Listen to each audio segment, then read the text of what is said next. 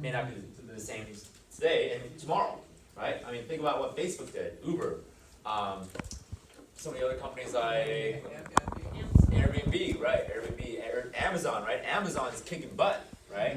They kicked Walmart to the curves, and Walmart's trying to figure out how to be Amazon, right? Amazon killed Barnes & Noble, right? Yeah, I mean, Barnes & Noble tried suing Amazon, lost many times, right? If you guys read the book, The Everything Store, right, by Jeff Bezos, right, you'll see how many times Barnes & Noble tried to sue Amazon, and they've lost. So innovation, right, is often your enemy, but also at the same time it can be your best friend, right? And if you want to earn $1 million, then have $1 million worth of patience and work ethics. Right? I truly figured out, right, the money you earn, right, it's almost like, I'm trying to think of the best examples possible for this analogy. I was thinking about how to best describe this. So it's almost like water seeking its own level, right? You can't have $1 million transfer into your bank account until you become $1 million in value. You can't quite. So there has to be a give and take economy, right? An economy is not one-sided. There has to be an exchange of value for currency, right? So when you were a W-2 employee, you are trading your time for money, right? When you are a business owner, you're trading knowledge and leverage and time and relationships for money.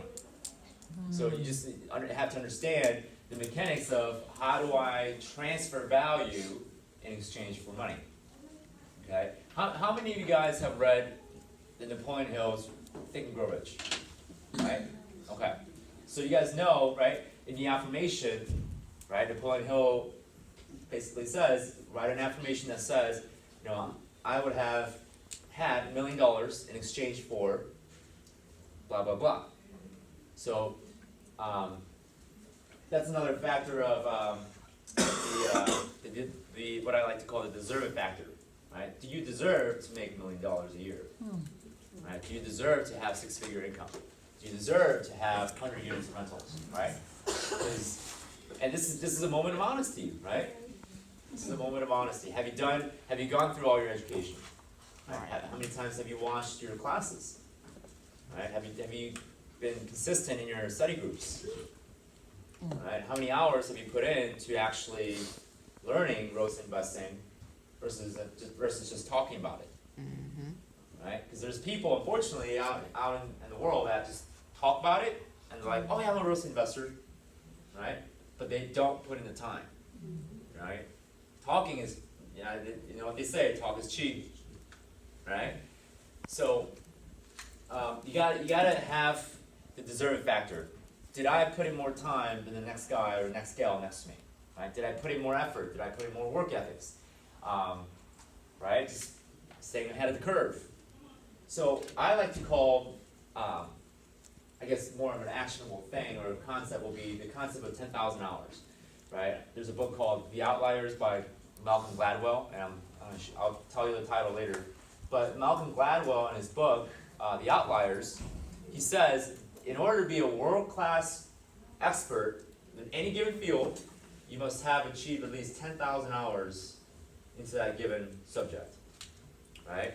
So if you want to be an expert in real estate investing, you got to put in $10,000 worth of work, learning, education, right? Work ethics, and so forth, right? A good example is Bill Gates. Okay? Bill Gates, if you read his biography, if you know anything about his life, literally from his late teens till his 30s, all he did was sit in front of the computer and figure out how to program it.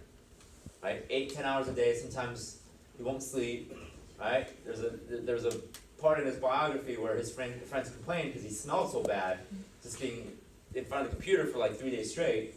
He hasn't taken any shower, so his friends were complaining. But does he deserve to make $1 billion today? Right, absolutely, right? Microsoft, one of the biggest companies in the planet, right? Almost half of your computers here, right, are run on Microsoft. right? Steve Jobs, same thing, right? He's devoted so many hours of figuring out how to market and how to sell his products and how to make it, attractive to own a MacBook, right? So you have to be willing to put that much time, right? And this is actually a really good question to ask to see if real estate investing is your passion. So you got to ask yourself a question: are you willing to put 10,000 hours into real estate investing? And if not, maybe it's not your passion, right? Maybe something else is. And it's okay if real estate investing is not your passion, okay? Because chances are you're going to make more money doing what you love to do than trying to force yourself because everyone's doing it. All right? Absolutely. Yep. So don't force